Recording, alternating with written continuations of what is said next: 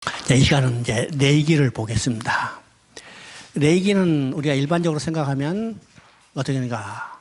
야, 어려운 책이다. 이해하기 쉽지 않은 책이다. 이렇게 생각을 합니다. 우리가 성경이 무엇인가를 우리가 생각해 봐야죠. 성경은, 우리가 일반적으로 생각할 때, 경건한 삶을 살기 위한 어떤 지침이라 해서 윤리책, 도덕적으로 생각을 합니다. 윤리적, 도덕적으로 생각하기 때문에 성경이 잘 안 읽어져요. 재미없어요. 읽기 싫어요.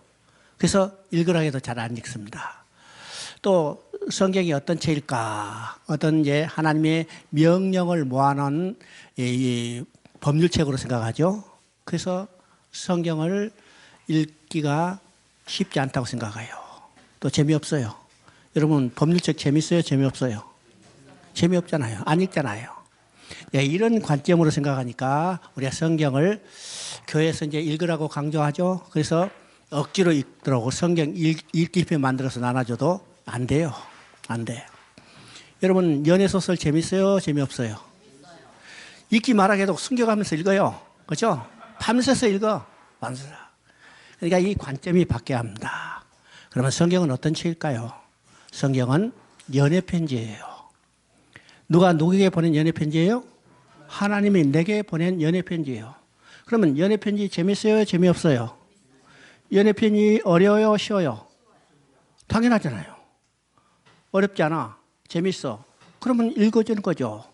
여러분 연애편지 시간 정해놓고 읽어요? 아니면 읽을 양, 분량 정해놓고 읽어요? 시도 때도 없이 읽죠? 그러면 연애편지를 아무리 많다 하더라도 이 연애편지를 한마디로 요약하면 어떤 내용이요? 내가 너를 사랑한다는 말이요. 그러면 하나님이 내게 보낸 연애편지이기 때문에 하나님이 나를 사랑한다는 말입니다. 그러니까 성경 66권을 쫙 짜서 딱 여기 핵심만 정리한다면 내가 너를 사랑한다는 말입니다. 그렇죠? 그다음에 또 성경이 어떤 책일까? 성경은 하나님이 나를 낳고 길렀던 모든 것을 기록한 양육일기예요. 양육일기 어려워요? 어렵지 않아요? 양육일기 암으로 썼어요? 아니요. 그냥 평범한 말로 썼어요. 그러니까 성경은 양육일기라면 어렵지 않죠? 그러면 양육일기는 부모가 나를 낳고 길렀던 모든 일을 기록하기 때문에 만약 자식이 부모가 썼던 양육일기를 읽는다면 어떻게 해요? 부모의 사랑이 무엇인지, 부모의 은혜가 무엇인지를 깨닫게 되는 거예요. 그러면 성경은 하나님이 나를 낳고 길렀던 모든 것을 기록한 양육이기 때문에 성경을 읽으면 무엇을 알게 돼요? 하나님의 사랑이 무엇인지를 알게 돼요. 부모의 마음을 알게 되는 거예요.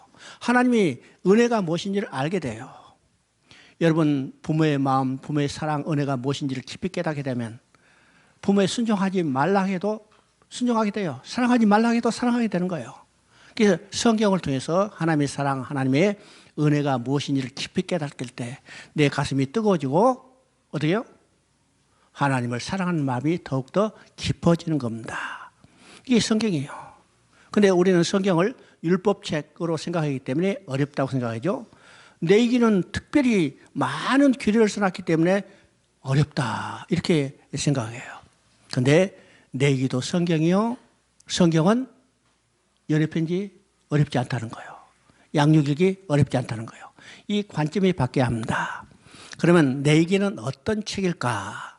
내기는 출애굽기 40장과 연관을 가지고 읽어야 합니다. 출애굽기 40장은 어떤 내용이요? 성막을 완고하고 그 성막에 하나님이 임재해서 하나님의 영광이 충만했다죠.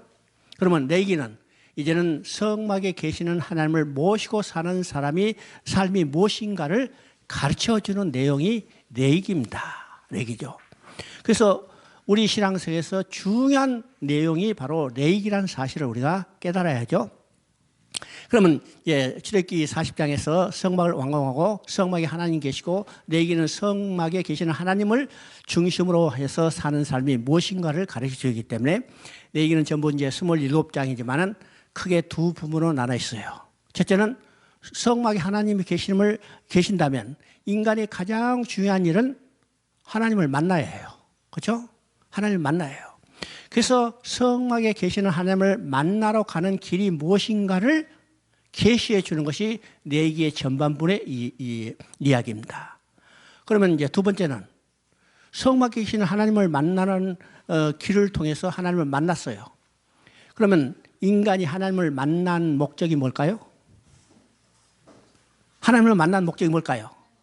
하나님이 창조의 목적대로 하나님과 영원히 함께 살면서 기뻐하며 즐거운 삶을 누려야 해요. 이것이 하나님을 만나는 목적이죠? 목적이에요. 그러면 어떻게 하나님을 만난 인간이 하나님과 영원히 함께 삶을 누릴 수 있을까? 간단한 이야기요. 하나님과 함께 살기 위해서는 하나님은 거룩하시니까 거룩해야 함께 살 수 있어요. 그래서 레위기 후반부의 핵심은 내가 거룩하니 너희도 거룩할지어다. 그러면 어떻게 거룩해진가? 이 거룩에 대한 성결법에 대한 많은 규례가 나와 있습니다. 그러니까 레위기를 생각할 때 앞부분은 하나님을 만나러 가는 길을 보여주고 그 길이 어떤 것이요?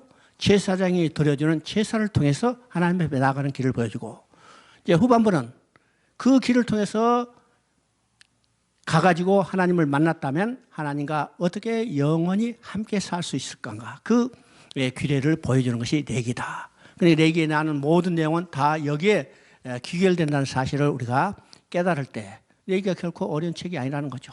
어려운 책이 아니다. 그래서 레위기를 우리가 이해할 때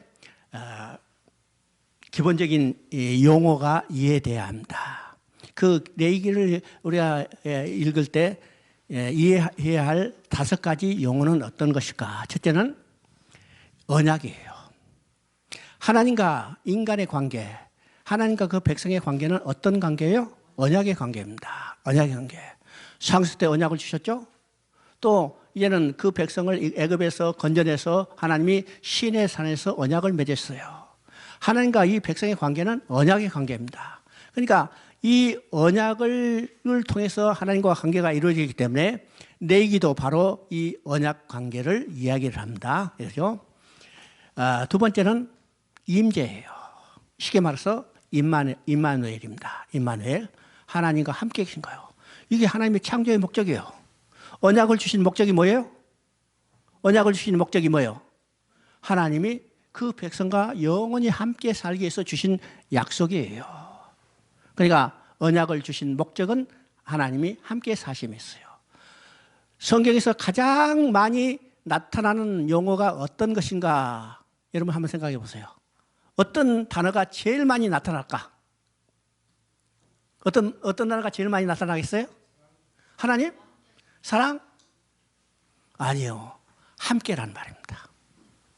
성경에서 가장 많이 나타난 하나의 용어는 함께라는 말이에요. 함께. 계속 함께 하죠? 여러분 보세요. 계시록 21장 4절을 보면 함께라는 말이 여기서 한 절에서 4번 반복돼요. 자, 직접적으로 함께라는 말이 3번 나오고 장막이라는 말을 통해서 하나님이 함께, 인간이 함께 사는 것을 표시하는데 그러면 4번이 반복돼요. 계속 함께죠? 함께. 하나님의 창조의 목적이 뭐라고 써요? 자기 모양대로 지은 인간과 함께 사는데요. 그래서 성경에서 핵심적인 단어는 함께라는 겁니다. 성경에서 나타난 하나님 마음을 2 단어로 이야기한다고 그랬죠? 기억돼요? 어떤 거? 사랑과 함께예요. 이 말을 연결하면 사랑하기 때문에 함께 살자는 거예요. 이게 하나님 마음이요. 이게 성경에 나타나는 하나님 마음입니다. 아니죠? 그래서 임재, 하나님이 함께 하심 임마누엘. 이것이 레위기를 이해할 때 우리가 이해할 2번째 용어입니다. 3번째는 이제 거룩이에요. 거룩. 함께 살기 위해서는 어떻게 해요? 하나님이 거룩하시니까 거룩해야죠. 그래서 레위기는 거룩에 대해서 강조를 합니다. 왜요? 하나님과 영원히 함께 살기 위해서는 거룩해야 하기 때문에.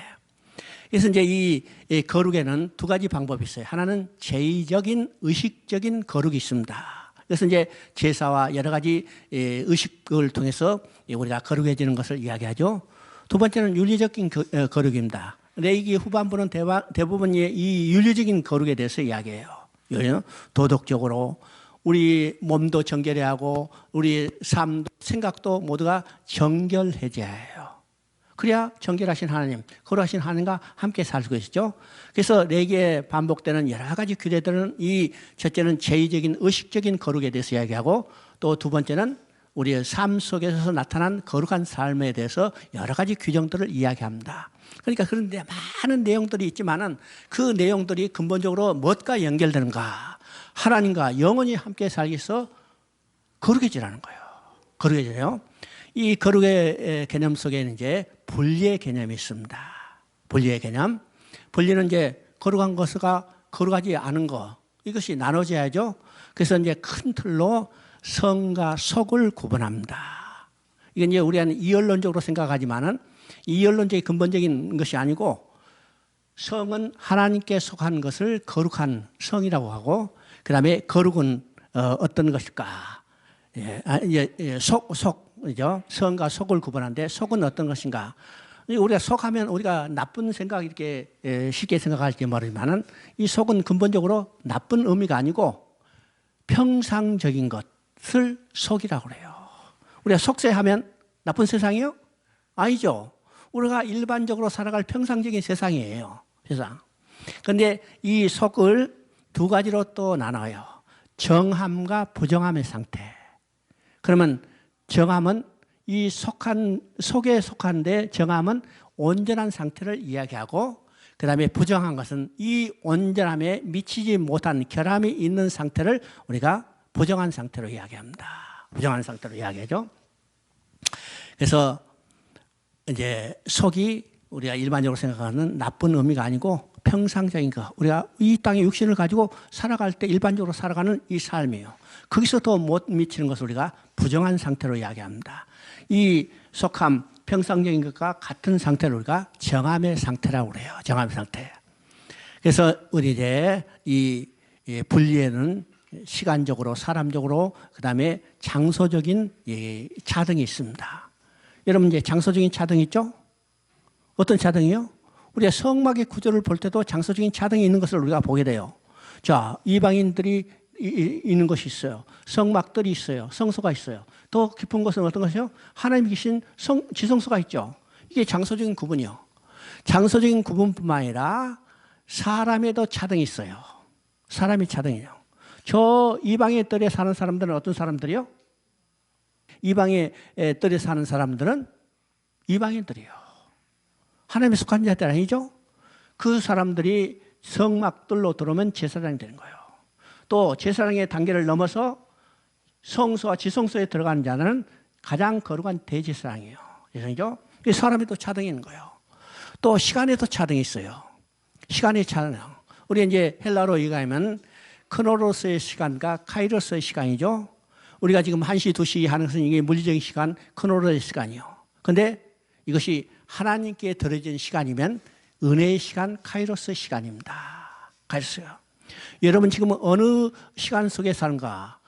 크로노스의 시간에 살지만은 그 속에서도 우리가 하나님의 은혜 속에 사는 카이로스의 삶을 살고 있는 거예요. 그죠? 오늘 지금 어느 때요? 은혜 받을 때요. 구원의 날이요. 그죠? 이 시간에도 차등이 있다는 사실을 보여줍니다. 그 다음에 이제 거룩은, 이 분리는 이제 거룩 속에 포함된 용어고, 이제 네 번째는 연합입니다. 연합. 하나님은 이제 임재해서 그 거룩한 백성들과 함께 삶으로 하나님과 인간이 하나가 되는 공동체를 이루기를 원해요. 이것을 우리가 연합이라고 합니다. 연합. 이 연합의 대표적인 것이 어떤 것이요? 교회예요. 교회. 교회는 그리스도의 몸이고 그리스도와 우리는 머리와 지체가 합쳐서 하나의 연합의 관계를 이루는 공동체예요. 공동체죠. 그 다음에 제사입니다. 레위기에서 이제 많이 등장하는 제사. 제사는 하나님께 나아가는 길을 보여줄 뿐만 아니라 그 제사를 통해서 하나님의 영광을 드러내는 예배가 나타나는 겁니다. 그래서 이제 레위기를 이해할 때 이 기본적인 5개의 단어를 머릿속에 정리해 두는 것이 레위기를 읽을 때 우리가 좀 더 쉽게 읽을 수 있습니다. 자, 레위기 1장 3절을 한번 읽어봅니다. 레위기 1장 3절을 보면 이 레위기 1장은요 어떤 내용이냐면 번제예요. 번제. 그 예물의 소의 번제이면 흠없는 수컷으로 회막문에서 여호와 앞에 기쁘게 받으시도록 드릴지니라. 그래서 레위기 1장은 번제에 대한 규정이죠. 그럼 번제는 어떤 제사일까? 모든 제사의 가장 기본되는 제사입니다. 우리 레위기에서 이제 5개의 제사로 구분되기 이전에 모든 제사는 이 번제로 다 가름했어요. 그죠? 창세 때 드린 제사들은 어떤 제사예요? 다 번제입니다. 노아도 번제, 그죠? 노아도 번제 들고 아브라함도 번제 들고 이삭도 번제 드리고 다 번제로 가름했어요. 그래서 이 번제는 이 5개의 제사로 나누기 전에 모든 것을 다 어리는 기본적인 제사입니다. 그럼 이제 여기서 레위기에서는 5개의 제사로 나누는데 이 5개의 제사 중에 번제가 제일 먼저 나오는데 번제는 다 이제 기본적인 제사죠. 그러면 번제는 제물을 완전히 흔적도 없이 태워드리는 제사입니다. 제물을 완전히 흔적도 없이 태워드리는 것은 어떤 것이요? 완전한 순종, 완전한 헌신을 말합니다. 자, 이 번제는 누구에 대한 예표예요? 예수 그리스도의 완전한 순종, 완전한 헌신을 예표하는 겁니다. 예수님은 죽기까지 아버지 하나님께 순종했어요.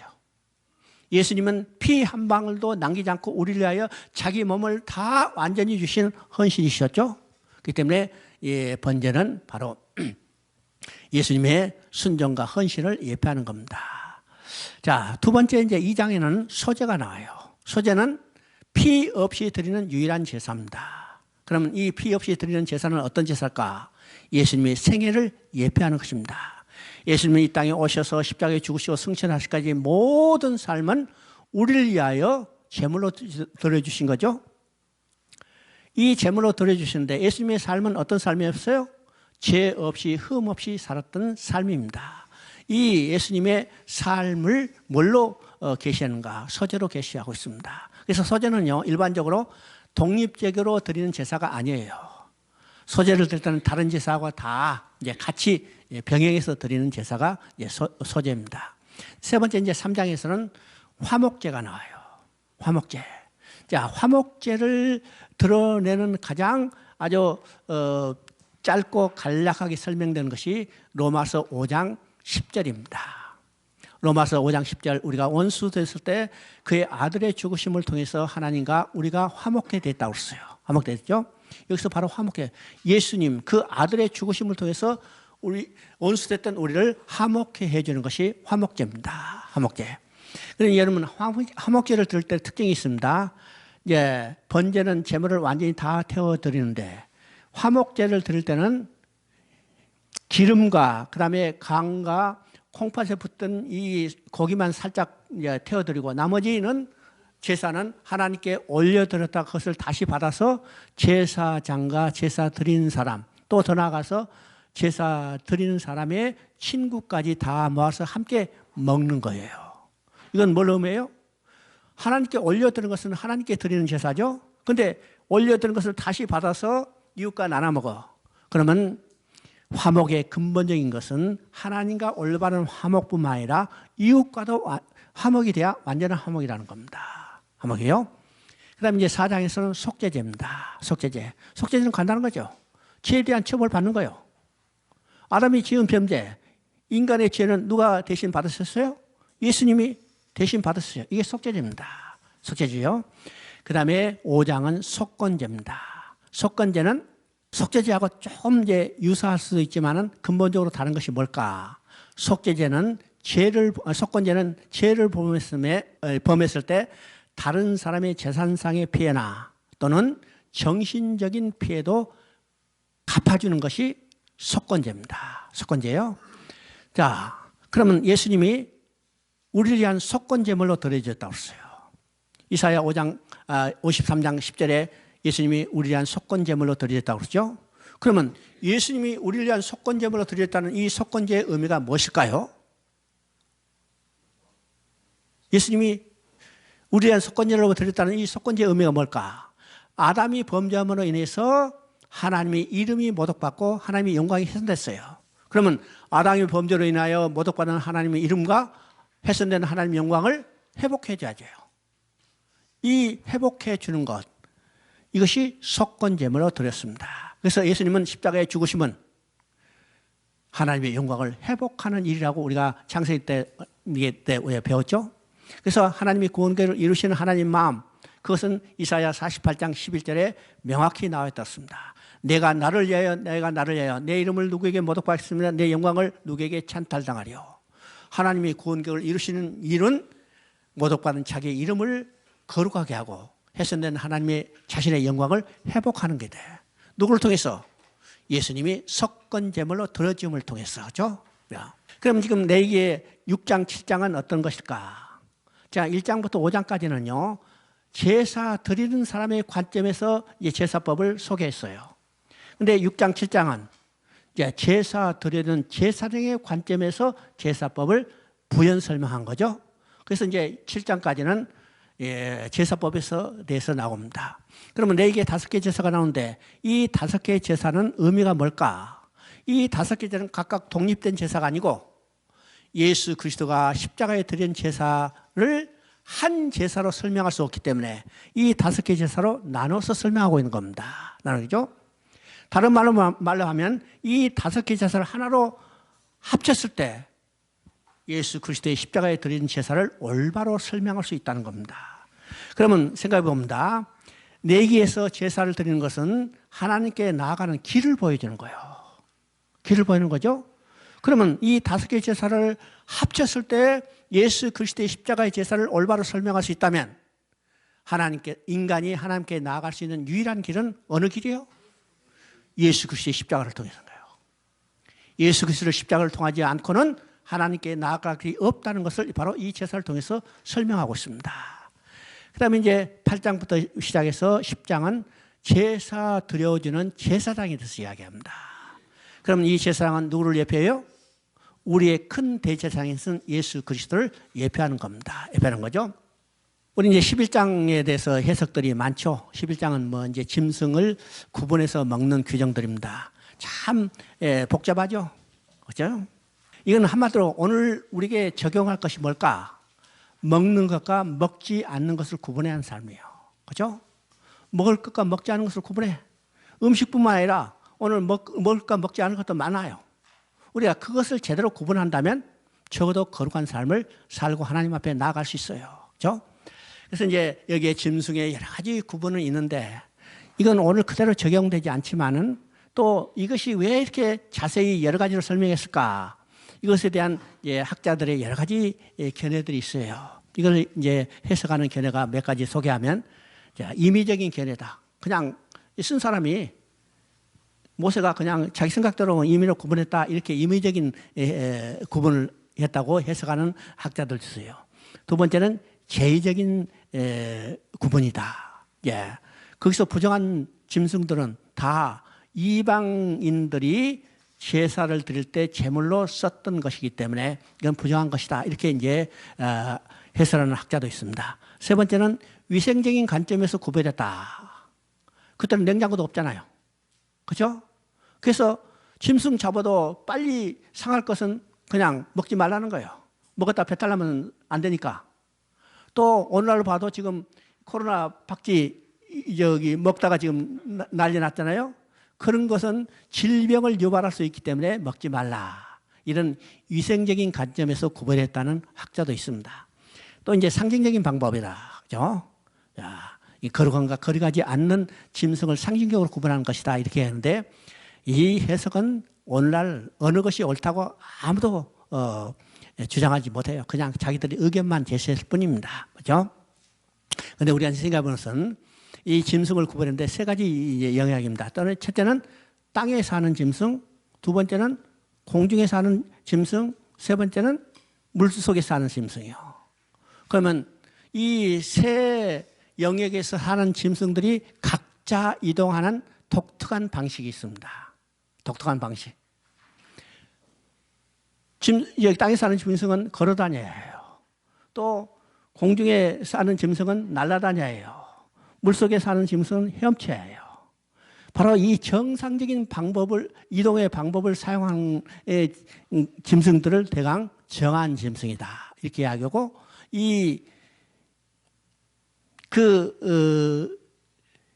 합당한 방법으로 움직이지 않는 짐승은 부정한 짐승이다. 이렇게 구분한다고 이야기를 해요. 그런데 이건 뭐 특별한 의미가 없고 오늘 우리 이대로 적용하지 않지만은 우리가 생각할 것은 먹을 것과 먹지 않을 것을 구별하는 것. 그죠? 그 다음에 이제 우리가 12장부터 시작해서 15장까지는 어떤 거예요? 12장은 이제 산모의 유출, 산모가 이제 정결하는 것에 대해서 이야기합니다. 그 다음에 13장부터 14장까지는 나병 환자에 대해서 이야기합니다. 그 다음에 15장은 유출병에 대해서 이야기하죠. 그러면 산모가 왜 정결해야 할 건가? 산모도 얘를 낳을 때 피 흘렸어요. 피 흘린 거죠. 만약 인간이 아담이 범죄하지 않았다면 피 흘림 없이 고통 없이 자녀를 순산할 수 있었을 텐데 이 해산의 고통은 뭐 때문에 나타나요? 아담이 범죄하기 때문이요. 하나님이 이에 고통 당하면서 얘를 낳을 거라고 이미 창세기 이야기했어요. 그렇기 때문에 인간의 죄를 타락한 결과라. 그래서 그게 정결케 해야 하는 겁니다. 그 다음에 이제 13장부터 14장까지는 나병인데 왜 다른 병에 대해서 이야기하지 않고 나병에 대해서만 집중적으로 2장이나 이야기했을까? 그렇죠? 요새 같으면 더 고약한 병도 많죠? 암도 있고 이상한 병들도 많아요. 그런데 왜 성경은 나병만 이야기했을까? 다른 병 이야기 안 했어요. 나병만 이야기하는 이유는 나병이 죄와 가장 유사한 성향을 가지고 성질을 가지고 있기 때문이에요. 그래서 지금 이제 실제적인 신학자들을 우리가 번역해서 나병이라 하지 않고 히브리 언어대로 차라이트라고 그대로 용어했습니다. 나병은 나병이지만 나병과 다른 성질이에요. 죄와 가장 유사한. 그러면 죄는 반드시 처리돼야죠. 그럼 보세요. 지금 13장에는 나병을 진단하는 방법이 나오고 14장에서는 나병이 나와서 다시 돌아오게 하는 것에 대해서 이야기를 하고 있습니다. 누가 진단해요? 나병은 진단은 제사장이에요. 나병이 나았다는 거 확진도 누가 하냐면 제사장이에요. 그러면 우리의 죄는 누가만이 정죄할 수 있어요? 우리의 죄는 누구만 사할 수 있어요? 제사장이요. 그 제사장은 누구요? 우리의 예수 그리스도예요. 그렇죠? 그 다음에 15장도 이제 유출병입니다. 유출병은 몸에서 나타나는 여러 가지 분비물을 이야기죠. 그런데 여기서 분비물의 가장 근접한 말은 성병을 이야기하는 겁니다. 성병. 그죠? 자, 우리가 이 세상이나 옛날 구약시대나 신약시대나 가장 타락한 모습은 뭘로 나타나냐면 성적인 타락이에요. 성적인 타락. 그러면 이게 유출병도 쉽게 말하면 성병. 성병에 대한 거죠. 성병이 뭐 때문에 나타나는가? 바로 인간의 죄 때문에 나타나는 현상이다. 그래서 인간이 하나님 앞에 나아갈 수 있는 길이 무엇일까? 바로 제사함을 받아야 해요. 그래서 이제 앞에 제사장을 통해서 제사법을 드리고 또 유출병에서 이야기하고 그 다음에 16장에서는 일반 백성 모두가 제사함을 받는 속죄에 대한 규정을 이야기합니다. 그래서 레기 16장은 4개 중에서 핵심장이죠. 핵심장입니다. 대제사장이 이날 모든 백성을 위한 속죄제를 드리는 날이 이 속죄 여기 16장입니다. 그러면 대제사장이 지금 백성을 위한 속죄제를 먼저 드리는데 자기를 위한 속죄제를 먼저 드립니다. 왜일까요? 왜 대제사장이 백성을 위한 속죄제를 드리기 전에 자기를 위한 속죄제를 먼저 드릴까? 자, 아론이 대제사장으로 속죄제사를 드릴 때 아론이 자기를 위한 속죄제를 먼저 드리죠? 왜일까? 아론도 사람 가운데 취한 자고 그도 죄인이기 때문에 백성의 죄를 사함받기 전에 자기 죄를 먼저 사함받고 정결해져야 해요. 정결해져요. 그래서 자기를 위한 속죄제를 먼저 드리고 이제 백성을 위한 속죄제를 드립니다. 백성에 대한 속죄제를 드릴 때 염소 2마리를 취해서 이 염소를 제비 뽑아서 여호와를 위한 염소를 제비 뽑아요. 그 염소를 잡아서 피를 가지고 지성소에 들어갑니다. 그래서 이제 16장 15절을 한번 읽어보십니다.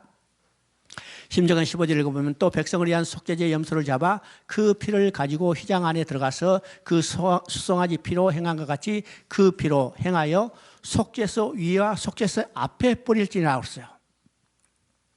가서 속죄소 쫙 여기 여기다 쫙 뿌리려 하지 않고 정확하니 자리를 지정해 줬습니다. 속죄소 위와 속죄소 앞에 뿌리라.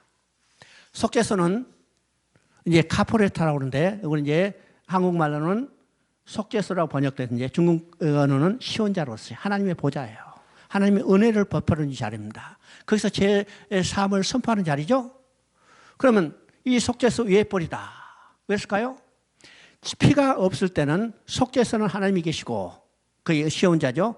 그 속죄소는 언약궤를 덮는 뚜껑인데 언약궤에는 뭐가 들어있어요? 언약궤에는 모세에게 주신 돌판이 거기 들어있어요. 돌판은 십계명이 기록되어 있고 십계명은 율법을 대표하는 거예요. 그죠? 그러면 하나님이 밑으로 내려다봤을 때 뭘 통해서 봐요? 돌판, 율법을 통해서 보면 모든 사람은 다 율법 아래 있어요. 율법 아래 있다면 다른 말로 하면 죄 아래 있는 거예요. 왜요? 율법을 다 지킬 수 없기 때문에. 다 죄인이죠. 율법 아래 있다면 죄 아래 있고 죄 아래 있다면 심판이고 심판 아래 있다면 정죄요. 정죄의 삭은 사망이에요. 이것이 패턴인데 이제는 거기다가 피를 뿌렸어요. 그럼 피가 뿌려졌기 때문에 뭘 통해서 봐요? 이제는 피를 통해서 보면 피를 통해서 볼 때는 용서예요. 용서죠? 또 앞에 뿌리라고 했어요. 피가 뿌려지지 않았을 때는 저 앞에 있는 백성들을 볼 때 다 죄인이요. 죄인이죠? 그런데 이제 피가 앞에 뿌려지기 때문에 피를 통해서 볼 때는 용서예요. 6월절 문설주 인방에 발라진 피를 통해서 본다고 그랬어요. 그렇죠? 오늘 우리도 우리 마음속에 뿌려진 피를 통해서 하나님이 보실 때 우리는 다 죄인이었지만 이제는 제사함을 받은 의인으로 바꿔진 거죠. 바꿔진 겁니다. 그 다음에 이제 20절, 21절을 보면 이건 아사셀 염소에 대한 규정입니다. 20절, 21절을 읽어보면 그 지성소와 회막과 제단을 위하여 속죄하기를 마친 후에 산 염소를 들이되 아론은 두 손으로 살아있는 염소의 머리에 안수하여 이스라엘 자손의 모든 불의와 그 범한 모든 죄를 아뢰고 그 죄를 염소의 머리에 두어 미리 정한 사람에게 맡겨 광야로 보낼지라. 이것을 우리가 아사셀 염소라고 합니다. 아사셀이 의미가 무엇인지 학자들이 여러 가지로 이제 연구해 봤지만은 무엇인지 정확하게 알지 못해요. 그래서 우리는 아사셀 염소하면 우리의 죄를 짊어지고 먼 광야로 보내졌다가 돌아오지 못하고 죽게 된 염소, 이렇게 이게 아사셀 염소입니다. 이게 마찬가지죠. 대제사장이 두 손으로 아사셀 염소에게 안수를 해요. 대제사장은 백성을 대표하기 때문에 백성이 두 손으로 안수했다는 것은 백성의 모든 죄를 이 염소에게 전가시키는 겁니다. 그러면 안수를 통해서 백성의 모든 죄를 짊어진 이 염소는 정해진 사람에서 끌려가 가지고 먼 광야로 보내졌다가 돌아오지 못하고 죽게 되는 거예요. 그러면 이 아사셀 염소는 무엇에 대한 예표예요? 예수님이요. 요한복음 1장 29절에 세례 요한이 요단강에 나오시는 예수님을 보고 말씀하시죠. 보라, 세상 죄를 지고 가는 하나님의 어린 양이로다. 예수님은 아사셀 염소가 되셔서 우리의 죄를 짊어지고 먼 광야로 보내서 돌아오지 못하고 죽게 되는 거예요. 어디서? 십자가에서. 그죠? 자, 17장 11절 한번 읽어봅니다. 17장 11절. 육체의 생명은 피에 있음이라 내가 이 피를 너에게 주어 제단에 뿌려 너의 생명을 위하여 속죄하게 하겠나니 생명의 피에 있으므로 피가 죄를 속하느니라. 자, 17장은 어떤 내용일까? 17장은요, 백성들이 고기를 먹고 싶을 때 아무 데서나 도살해서 마음대로 먹는 게 아니고 반드시 하나님 앞에, 그러니까 제사장 앞에 이게 와서 고기, 여기 짐승을 잡아서 화목제를 드린 것과 똑같이 드려요. 화목제는 어떻게 했어요? 기름과 간과 콩팥에 고기를 태우고 나머지 고기는 제사장과 백성들이 나눠 먹었죠. 자, 고기를 먹고 싶을 때도 이런 방법으로 먹으라는 거예요. 하나님 앞에서 고기 먹는 것도 하나님과 화평의 관계가 유지돼야 해요. 그렇죠? 마음대로 먹는 게 아니라. 그때 이제 그 고기를 먹을 때 피째 먹지 말라. 그렇죠? 피가 육체의 생명은 피에 있음이라. 이 피를 먹지 못하게 하는 목적이 뭘까? 물론 생명을 기준히 여긴 것도 있지만은 짐승의 피는 어떤 거요? 구약에서는 제사 때 피를 뿌림으로 백성의 죄를 사함받게 하기 때문이에요. 그러면 이 피는 뭘 대표해요? 예수 그리스도의 십자가에서 흘린 피예요. 이 피를 통해서 흘린 그 피를 통해서 우리에게 생명을 주는 거죠. 그러면 구약시대의 짐승의 피를 먹지 말라 하는 것은 그 피가 우리의 죄를 사하고 생명을 주게 되는 예수 그리스도의 피를 예표하기 때문입니다. 자, 이것이 오늘날은 완성이 됐죠? 예수님이 십자가에 피 흘려 죽으심으로 이 계시가 예언이 다 완성이 됐기 때문에 오늘 짐승의 피를 먹어도 돼요? 먹지 않아도 돼요? 어? 몰라? 왜 강조하는가? 중국에 가면 이것 때문에 골치 아픈 일이 많아요. 어떤 선교사가 그 강의하러 갔다가 딱 이제 질문에 걸렸어요. 한국 사람은 선짓국 먹습니까? 안 먹습니까? 이거 맛있는 거 먹었죠? 먹죠. 그랬더니 그 중국 사람들이 뭐라 그러냐. 우리는 선짓국 안 먹으니까 우리한테 강의할 필요 없습니다. 그리고 쫓겨났어요. 강의도 못하고. 피 먹는 것에 굉장히 예민합니다. 이러죠. 지금 이 피 먹지 마라. 또 중국의 성도들이 어떻게 해서 이제 교육을 받았는지 몰라도 사도행전 15장 가지고 또 이 피 먹지 말라는 것을 강조해요. 여러분, 이 피 먹지 말라는 것은 누구에서 완성이 됐어요? 예수 그리스도가 십자가 완성이 되기 때문에 오늘 짐승의 피는 먹든지 막든지 아무 상관이 없어요. 맛있으면 먹고 싶으면 먹고, 그렇죠? 우리 구원과 아무런 상관이 없습니다. 근데 이걸 이제 하도 교리적으로 강조해가지고 아직도 세뇌돼서 야, 피 먹으면 안 된다. 피를 통하면서 이야기하는 사람도 있죠. 그 다음에 23장을 한번 봅니다. 23장은 이스라엘 백성들이 지켜야 할 절기에 대해서 이야기합니다. 그러면 제사도 예수 그리스도를 예표하는 거고 절기도 예수 그리스도를 예표하는 거예요. 여러분 성경을 읽을 때 절기에 대해서 많은 이야기들이 나와요. 이건 구약이나 신약에서도 이제 절기에 대해서 많이 이야기하죠. 그러면 이 절기는 이스라엘 백성들, 유대인들이 지켰던 모든 절기는 예수 그리스도에서 성취될 것을 예표한다는 사실을 여러분이 머릿속에 정리가 돼야 제대로 이해할 수 있습니다. 그러면 레기 23장은 여기서 안식일을 지키는 규정과 절기를 지키는 규정에 대해서 나오는데 다시 말하면요. 이스라엘 지키는 모든 날과 모든 절기는 예수 그리스도에서 성취되는 것을 예표한다는 겁니다. 그러면 이스라엘 백성들이 지켜야 할 날짜가 어떤 것일까? 첫째는 안식일이죠. 안식일. 그 다음에 안식년이 있습니다. 그 다음에 희년이 있고 또 더 나아가서 우리 월삭이 있죠. 초하루요. 다 이런 것도 다 예수 그리스도에서 성취될 것을 예표해요. 그 다음에 절기는 있죠. 이제 레위기 23장에는 7대 절기가 나옵니다. 여기 이제 초막절이라는 여기 초실절이라는 절기 이름은 없지만은 천지삭을 드리기 때문에 우리가 초실절이라고 해요. 그러면 7대 절기는 어떤 것입니까? 첫째는 유월절이요, 두 번째는 무교절이요, 세 번째는 초실절이요, 네 번째는 오순절이요, 다섯 번째는 속죄일이요, 그 다음에 여섯 번째 나팔절, 일곱 번째는 초막절입니다. 레위기에 나오는 7대 절기죠. 그 다음에 후대에 나타나는 절기가 있어요. 그럼 후대에 나타나는 절기가 두 가지입니다. 첫째 절기는 에스더서 9장에 나오는 부림절이에요. 부림절도 예수 그리스도에서 성취될 것을 예표하죠. 그 다음에 수전절입니다. 이건 요한복음 10장 22절에 나오는 수전절입니다. 그러면 수전절은 어떤 절기예요?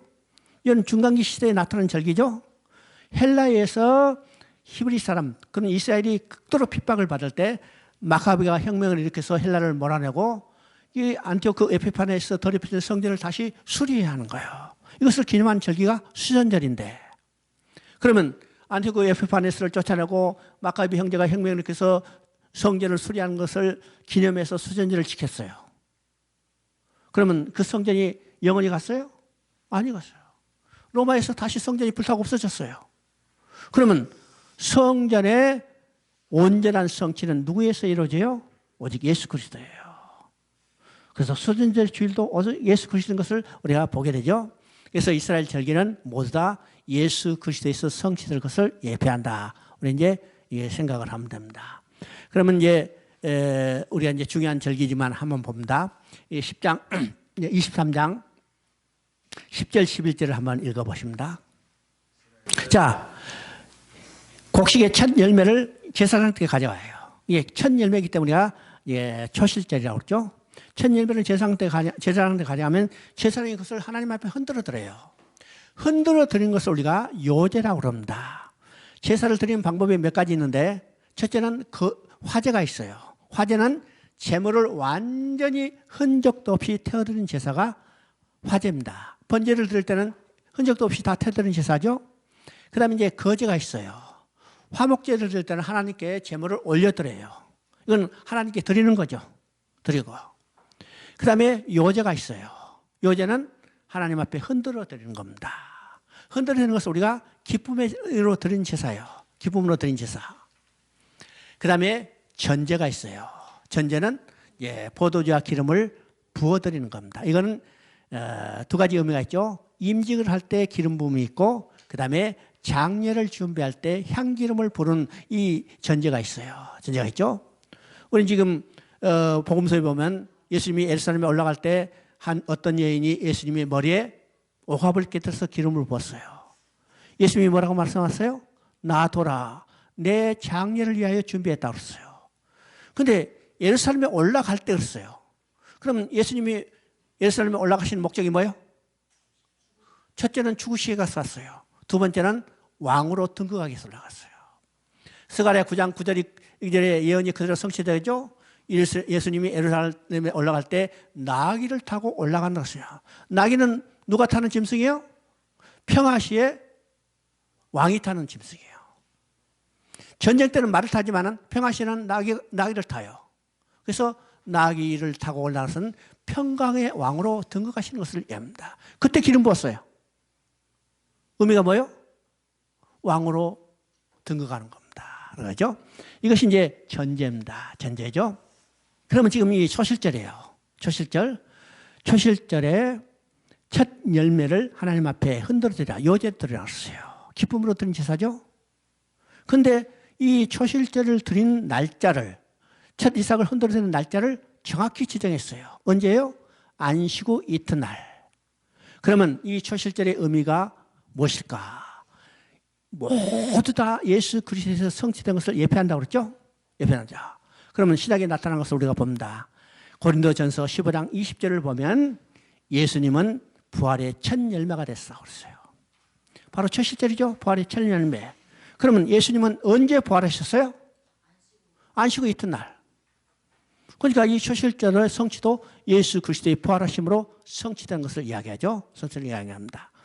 오늘 우리 기독교는 안식일을 지키는 게 아니라 주일을 지켜요. 주일은 어떤 의미요? 예수님이 부활한 것을 기념하며 기뻐하며 드리는 우리 예배가 주일 예배입니다. 우리 이제 가끔 착각해서 안식일을 지킨다 이렇게 하지만은 우리가 드리는 이 주일 예배는 안식일을 지키는 것이 아닙니다. 만약 구약에 정해진 안식일을 지킨다면 어떤 날 지켜야 해요? 토요일 날 지켜야 해요. 토요일 날 지켜야 해요. 근데 우리는 토요일 날 지키는 게 아니죠. 그러니까 엄격한 의미에서 우리는 안식일을 지킨 게 아닙니다. 물론 이제 안식의 개념이 그 안에 이제 포함되기 때문에 안식일 지킨다 하지만은 안식일을 지키는 개념이 아니라 우리는 예수님의 부활을 기념하여 우리도 예수와 함께 부활할 것을 믿고 기쁨으로 드리는 예배가 우리 주일 예배라는 사실을 알아야 합니다. 그렇죠? 그다음에 이제 23장 16절 17절을 보면 이건 오순절에 대한 이야기가 나옵니다. 오순절에 떡 2개를 만들어 하나님 앞에 흔들어 드리라고 했어요. 그러면 오순절에 떡 2개를 만들라는 의미가 뭘까요? 구약에서 떡을 만드는 기준은 이스라엘 12지파를 상징하는 12개를 만들어야 하는데 지금 떡 2개를 만들어 흔들어 놨어요. 그러면 이 떡 2개는 뭘까? 바로 오순절에 새 소재를 들어야 했으니까 오순절에 드리는 새 소재는 곧 신약에 태어날 신약의 교회를 말합니다. 신약의 교회. 그러면 사도행전 2장을 보면 오순절에 성령이 강림하고 성령이 강림하자 베드로가 담대히 일어나서 복음을 전했어요. 예수 그리스도의 생애를 그대로 전하자 어떻게 했어요?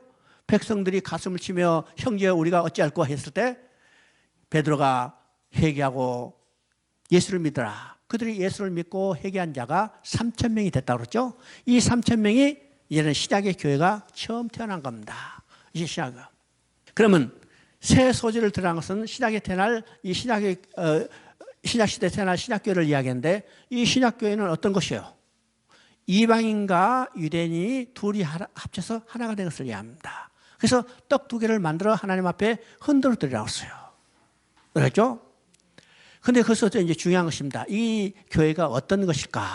교회는 이방인과 유대인의 막힌 담이 헐어지고 하나가 되는 건데, 하나가 되죠? 그러면 교회의 사명은 뭘까요? 에베소 2장 18절에 나오는데, 그로 말미암아 우리 둘이 한 성령에서 아버지께 나아감을 얻게 되느니라. 그로 말미암아 예수 그리스도로 말미암아 우리들은 이방인과 유대인이 하나가 돼서 한 성령 안에서 아버지께 나아감을 얻게 되느니라. 아버지 누구요? 성부 하나님이요. 그러면 교회의 가장 중요한 사명은 교회에 나온 모든 사람을 하나님 앞에 나아가게 해주는 겁니다. 이 땅에서 얼마나 잘 먹고 잘 살게 해주는 것이 목적이 아니에요. 교회는 모든 교회에 나오는 하나님의 백성들을 하나님 앞에 나아가게 해주는 거예요. 누구를 통해서? 예수 그리스도를 통해서. 그래서 교회에서 오직 전할 것은 어떤 것이요? 예수 그리스도예요. 오늘 교회 설교에서 예수 그리스도가 빠졌다면 그건 교회 설교가 아닙니다. 그래서 아니죠? 불교에도요, 참 인간적으로 듣기 좋은 말만 해요. 얼마나 설교가 유창한지, 내가 이제 어떤 사람하고, 이제 어떤 목사님하고 둘이서 이제 차를 타고 가는데, 그 목사님이 이 라디오를 누르는데, 처음에 그 무슨 내용인지도 모르고 듣는데, 정말 여기 아주 가슴이 뿅 갈 정도로 좋은 설교예요. 설교인지 뭐는데, 하여튼 듣는데, 나중에 다 듣고 나니까, 누가 이야기하는 소리요? 중이 이야기하는 거예요. 중이 이야기하는 거예요. 그러니까 세상의 연설도 세상의 이런 강의도요. 사람들을 얼마든지 기분 좋게 하고 흥분시킬 수 있어요. 그러나 그게 아무리 좋은 설교, 아무리 듣기 유창한 말로 한다 하더라도 그리스도가 빠진다면 이건 복음이 아니라는 사실을 우리가 알아야죠. 알아야 합니다. 자, 그게 이제 34절을 보면, 23장 34절을 보면 초막절에 대한 이야기가 나옵니다. 초막절은 어떤 것일까? 이스라엘 백성이 40년 광야의 고난의 행진을 잊어버리지 말고 기억하게 하는 겁니다. 여러분 생각해봅니다. 이야, 그 어려운 거 다 잊어버려라. 하나님은 잊어버리라고 하지 않아요. 기억하라 해요. 왜 기억해야 할 겁니까? 여러분 지난해 어려움을 겪었던 것을 우리가 생각할 때 앞으로 닥치는 고난도 이겨낼 수 있어요. 그래서 하나님은 이 고난을 가정을 잊어버리지 말고 기억하라 해서 매년 초막절을 지키도록 합니다. 초막절은 며칠 지켜요? 7일 동안 지켜요. 왜일까요? 40년의 세월이 짧은 세월이 아니기 때문에 7일 동안 지키라고 합니다. 7일 동안 지키라는데 우리 36개를 보면 제8일을 성회로 지키라 합니다. 그러면 초막절은 예수 그리스도에서 성취된 것을 예표하기 때문에 요한복음 7장은 초막절을 배경으로 예수님이 하신 일을 기록하고 있어요. 초막절을 지키고 백성들이 지금 돌아가려는데 예수님이 마지막에 그들을 초청하고 있어요. 명절 끝날 곧 큰 날 예수님이 그 백성들을 초청하는데 누구든지 목마르면 내게 와서 마시라. 내게 와서 마신 자는 그 배에서 생수의 강이 넘쳐나리라. 그날이 초막절이에요. 근데 초막절 끝날을 큰 날이라고 씁니다. 레위기에서는 초막절 끝날을 제8일에 성의를 하고 요한복음 7장에서는 명절 끝날 그날을 큰 날이라고 했을까? 왜 했을까요? 초막절은 40년의 광야의 행진을 기억하게 하는 겁니다. 그러면 광야의 행진이 끝나면 그 다음에 어디로 들어가요? 약속의 땅, 가나안 땅으로 들어가요. 그날은 기쁨의 날이요? 슬픔의 날이요? 기쁨의 날이요. 그러니까 제8일에 성회를 지키라고 합니다. 자, 우리가 지금 예수 믿고 구원받았지만은 우리가 하나님 앞에 나아가 완전히 갈 때까지는 우리가 고난의 행진을 거쳐가는 거예요, 지금. 지금 이 땅에 사는 것은 바로 40년 광야의 행진과 마찬가지입니다. 초막절을 지키는 것과 마찬가지죠? 근데 이 초막절을 지키는 것은 7일로 정해져 있어요. 우리가 이 땅에 사는 날도 정해져 있어요. 아무리 오래 살고 싶어도 더 살 수 없어요. 하나님이 오늘 우리 이 땅에 사는 기간 정해졌어요. 그것이 끝나면 어디로 가요? 어디로 가? 그날은 기쁨의 날이에요? 슬픔의 날이에요? 기쁨의 날이기 때문에 성회를 지키라고 그날을 큰 날이라고 합니다. 큰 날이에요. 오늘 육신이 죽는 날이 기쁨의 날이에요? 슬픔의 날이에요? 몰라? 우리가 이 내용들을 하면 그건 기쁨의 날이에요. 기쁨의 날이에요. 바로 이 초막절은 예수님의 재림뿐만 아니라 우리 인생의 종말을 하나님 앞에 나가게 되고 그것이 기쁨의 날이라는 것을 우리에게 가르쳐주고 있습니다. 레위기 25장 10절을 보면 그게 희년이 나옵니다. 25장 9절 10절을 한번 읽어보면 일곱째 달 열나라는 속절이니 너는 뿔나팔 소리를 내되 전국에서 뿔나팔을 크게 불지며 너희는 50년을 거룩하게 하여 위하여 그 땅의 모든 주민을 위하여 자유를 공포하라. 이 해는 너희에게 희년이니 너희는 각각 그 소유지로 돌아가며 각각 그 가족에게 돌아갈지어다. 24절부터 25절까지 보면 너희 기업의 온 땅에서 그 토지 무르기를 허락할지니 만일 너희 형제가 가난하여 그의 기업 얼마를 팔았으며 그에게 가까운 기업 물을 자가 와서 그의 형제가 판 것을 물을 것이요.